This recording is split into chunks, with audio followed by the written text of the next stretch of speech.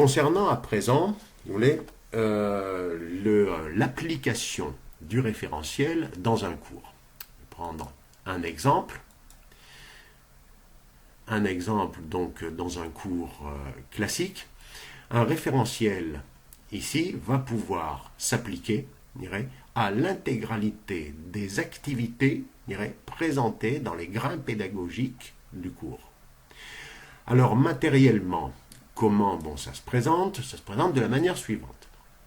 On constate d'abord qu'un onglet compétences existe désormais dans le menu et chaque étudiant pourra prendre connaissance, je dirais, de l'état d'acquisition de sa ou ses compétences. Par exemple ici, on voit que la compétence 1.1 sur la compréhension des lois du marché est en cours d'acquisition. Il en est de même pour la compétence 1.2. Idem pour la compétence 2.1.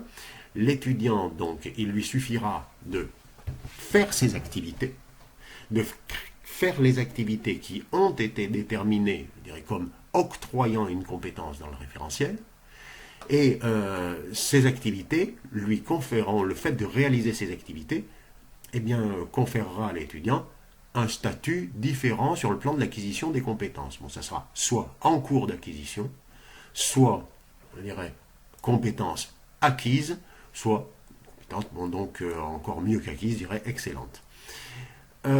Concrètement, pour l'enseignant, l'état d'avancée dans l'acquisition des compétences s'observera, je dirais, dans le rapport des compétences.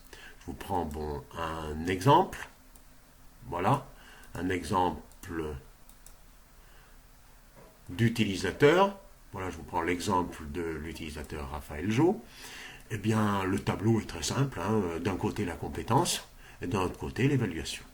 Alors, on voit ici que concernant Raphaël Jo, 3 compétences sont en cours d'acquisition. Côté enseignant, il faudra maintenant vérifier, je dirais, l'état d'avancée, de Raphaël pour chacune de ses compétences. En cours d'acquisition, là, je vois par exemple que la première compétence sur les lois de marché n'est que partiellement acquise par Raphaël. Il faudra encore qu'il fasse le test sur les lois du marché. Donc, je ne peux pas encore évaluer, les compétences de Raphaël.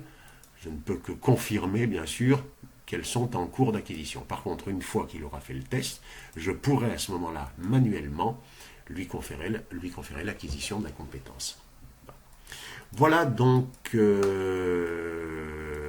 un mode